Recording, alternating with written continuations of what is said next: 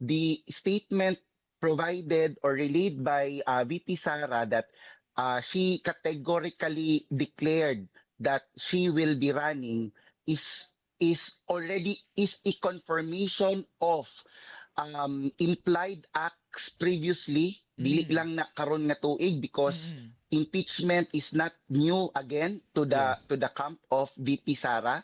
Na impeachment before, which become the subject of the Supreme Court decisions, and therefore before paghimo ang maong declaration kagabi, nananay impression ang atong mga atong mga Mm. Davaoenos, mga Mm. uban pod nga nakapuyo sa Davao region, Mm. nga mudagan yun si VP Sara Mm. as the president. Mm. So for me, it's not early, because no one can really determine what is early and what is not early, Mm. because again, tanan gyud nga moingon nga early ba or not early, kay very entitled for their position. Sa Mm. ako, it is really best that early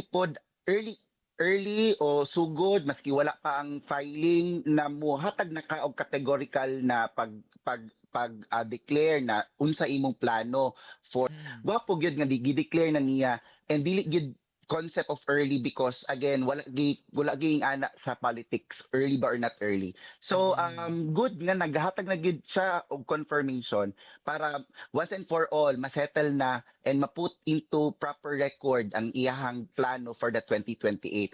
The intention, I believe, is not really new, because kabalutag na ay political motivation sa uban nga mga actions, particularly ang impeachment. Mm. Pero this is new for Duterte, because remember, si former PRRD kay naghimo biag declaration only months before Yes. the moment that there was a filing of certificate of candidacy. That was Mm. only the time that there was a confirmation on his part. Mm.